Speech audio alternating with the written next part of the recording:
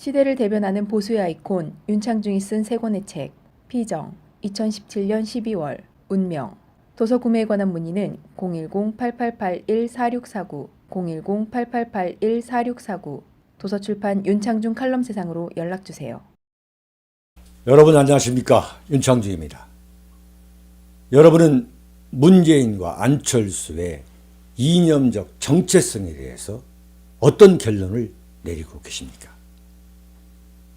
저는 어제 제2차 대선 후보 TV 토론을 시청하면서 문재인은 친북 좌파, 안철수는 안보 백치라는 결론을 거듭 내렸습니다. 친북 좌파 문재인과 안보 백치 안철수에게 나라 운명을 맡기는 것은 불행한 선택이다. 이것이 오늘 칼럼의 제목입니다. 지금 대한민국이 참으로 이루 현할 수 없는 난세라고 통탄하게 되는 것은 김일성의 6.25 남침 이후 최악의 안보 위기에 빠진 대한민국을 이끌어갈 다음 대통령을 할 만한 인재가 이토록 씨가 말랐다는 사실을 거듭 확인하게 될 때입니다. 제2차 TV 토론회를 시청하면서 또 그런 생각을 해보곤 했습니다. 저는 대한민국의 국군이라는 것이 혹시 고갈되었기 때문에 대통령을 한다고 나서는 사람들이 이토록 한심한 함량 미달의 수준인가 하는 매우 비관적인 생각까지 갖곤 했습니다. 토론이 시작되자마자 5명의 후보들이 한반도 안보 문제를 놓고 물고 늘어지는 모습은 과연 저 정도 수준의 인물 가운데 한 사람이 결국 5월 9일 대통령으로 뽑히게 된다는 것이 너무나 위험한 도박이 아닌가 하는 불안감을 안겨주었습니다. 여러분은 어떤 생각이셨습니까? 각종 여론조사에서 지지도 1, 2위를 달리고 있다는 문재인과 안철수는 그들의 안보관에서부터 대북관에 이르기까지 2명 모두 위험한 감상주의, 모험주의, 좌편향적 포퓰리즘 그리고 무지가 뒤범벅이 되어 있었습니다. 한마디로 공부하지 않은 20대 초반의 신출내기 운동권 학생이라고 해도 그들을 결코 모욕하는 분석은 아닌 것 같습니다.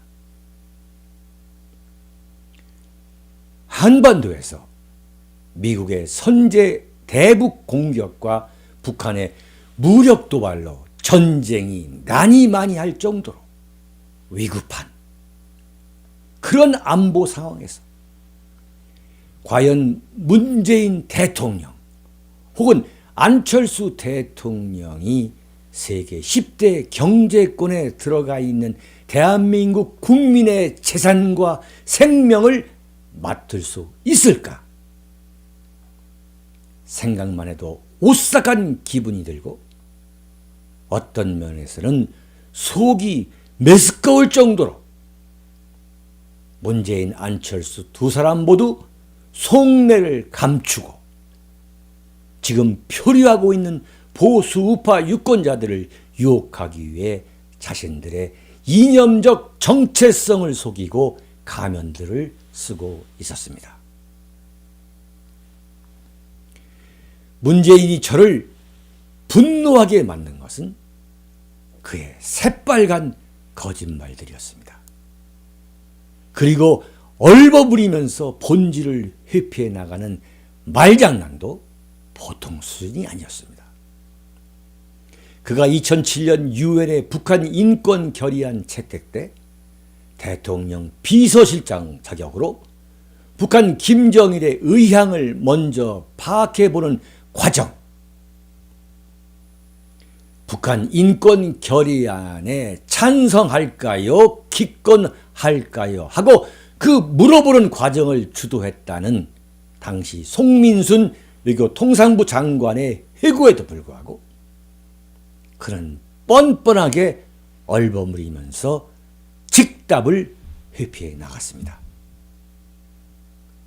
국정원이 파악한 것이다. 김정일과 내통한 책임을 국정원에 돌렸습니다. 국정원이 도대체 어디를 상대로 무엇을 파악했다는 것인지도 언급하지 않고 무턱대고 국정원이 파악한 것이다. 이런 말만 되풀이하면서 위기를 넘기려 했습니다. 너무나도 명백한 사실이 이미 밝혀졌는데도 답변을 회피하면서 시간을 끌어 위기를 모면하려는 국회 청문회장의 거짓말쟁이를 떠올리게 하는 장면이 이어졌습니다. 문재인은 대통령이 되면 국가보안법을 폐지할 것이냐는 질문에는 잠시 머뭇거리는 듯 하면서 찬양과 고무조항은 폐지하겠다. 찬양과 고무조항은 개선하겠다고 국가보안법 전체를 폐지하는 것이 아니라 문제 조항을 폐지하겠다는 취지로 말했습니다. 자신이 국가보안법을 폐지하겠다고 나오면 귀를 쫑긋하고 지켜보고 있을 보수 우파 유권자들이 들고 일어나는 것을 막기 위한 속임수였습니다. 보수 우파 유권자들이 자신의 이념적 정체성에 대해 친북 좌파라고 판단할 수 없도록 모호하게 연막을 치는 전술인 것입니다. 문재인은 2012년 대선 때 내놓은 자신의 자서전 운명에서 대한민국에는 종북 세력이 없다고 단정하면서 자신이 청와대 민정수석을 2차례나 지내면서 국가보안법을 폐지하지 못한 사실을 매우 아쉬워하는 귀절이 분명히 들어있습니다. 문재인은 자신의 이념적 정체성을 위장하고 있는 것입니다. 그러자 좌파인 심상정 후보가 국가보안법은 악법이라고 왜 말하지 못하느냐고 다그치자 문재인은 폐지를 반대한다고 말한 적은 없다고 좌파 유권자들을 의식해서 이번에는 폐지한다는 취지로 답하려는 모습을 연출했습니다.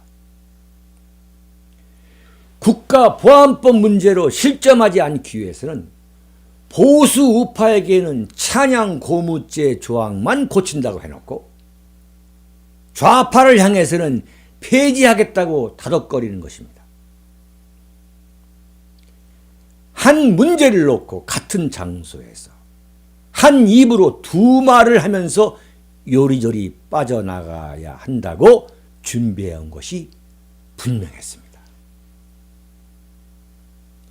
아주 음흉한 위장입니다. 더욱 경악하게 한 것은 문재인이 자신의 이념적 정체성을 분명히 해야만 북한과 자신의 지지 세력인 좌파로부터 결정적인 실점을 하지 않는다고 판단하는 문제에 대해서는 서슴없이 자신의 입장을 분명히 하는 대목들이었습니다. 북한이 주적이냐 아니냐는 질문에 문재인은 이렇게 답변했습니다. 국방부는 그렇게 말할 수 있다. 그러나 대통령이 할 말은 아니다고 분명히 잘라 말했습니다. 정말 억장이 무너지는 궤변입니다. 국군 최고 통수권자인 대통령이 될 대선 후보가 북한을 주적이라고 말할 수 없다는 것은 애초부터 대통령이 될 기초적인 자격을 상실한 인물이라고 말하지 않을 수 없습니다. 북한을 주적으로 간주하지 않는다면 대한민국 군대가 존재해야 할 이유가 무엇입니까? 그리고 대한민국 군대의 최고 통수권자인 대통령이 북한을 주적으로 하지 않는 군대의 최고 통수권자로서 그런 대통령이 존재해야 할 이유가 없는 것 아니겠습니까? 어쩌다가 대한민국이 북한을 주적이라고 언급하지 못하겠다고 버젓이 항변하는 대선 후보가 명색이 여론조사에서 지지도 1위를 달리면서 대세 운운하는 상황에까지 이르렀는지 참으로 나라에 망조가 들지 않았다면 이럴 수는 없는 것입니다. 미국 조야에서도 한반도에 전술핵을 재배치해야 한다는 주장이 나오고 있는데도 전술핵 재배치 문제에 대한 의견을 묻는 질문에는 미국도 반대한다고 엉뚱한 소리, 없는 소리를 하면서 자신의 반대 주장을 분명히 하는 문재인. 그의 안보관과 북한과는 철없는 좌파 운동권 학생의 친북관을 그대로 빼닮았습니다. 나이가 60대 중반인데도 20대 좌파 운동권의 친북관을 갖고 있다는 것은 뼛속까지 좌파라는 사실임을 보여주는 것. 정말 나라가 보통 큰일이 아닌 것입니다. 안철수의 안보관은 처음부터 끝까지 유치찬란, 정말 어린아이 재롱잔치에 가까웠습니다. 미국이 북한을 선제 공격한다면 어떻게 하겠냐는 질문에 미국에게 전쟁을 피해야 한다고 말하겠다. 우리와 상의해야 한다고 말하겠다. 중국에 대해서는 안보와 경제를 분리해서 다룰 것이라고 답했습니다. 도대체 무슨 소리를 하고 있는지 안보에 대한 기본적인 개념조차 제대로 머릿속에 세워지지 않고 있는 안철수. 김대중의 대북 송금 사건을 포함한 햇볕 정책에 대해 묻는 질문에는 공도 있고 과도 있다고 얼버무렸습니다. 노무현 정권이 대북 송금 특검을 실시한 것에 대해서는 불행한 역사라고 김대중을 거들었습니다. 국민의당의 지지 기반인 호남 유권자들 눈치를 보면서 보수 우파 유권자들에게 책 잡히지 않기 위해 정확히 각각 절반 정도 의식하는 대단히 기회주의적 입장을 보인 것입니다. 이런 안철수에 대해 안보는 보수라고 어떻게 평가할 수 있다는 것인지, 그렇게 착각해서 안철수를 찍자고 하는 보수 우파를 보면 정말 한숨이 나오지 않을 수 없습니다.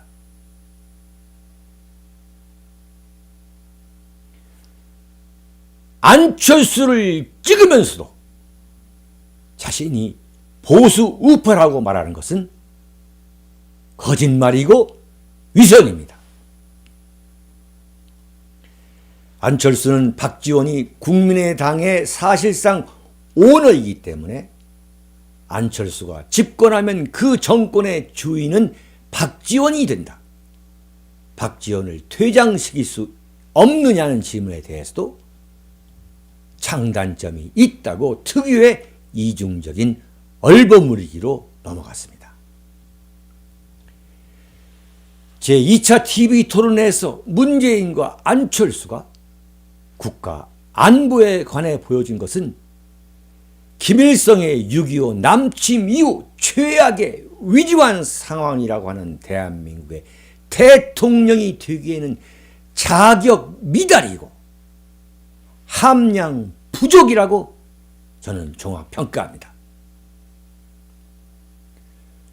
너무나 위험하고 개념이 없이 좌파 포퓰리즘에 사로잡혀 있음에도 불구하고 역시 표류하는 보수 우파를 향해 주파를 던지는 이중적이고도 기회주의적인 모습으로 그들은 일관했습니다.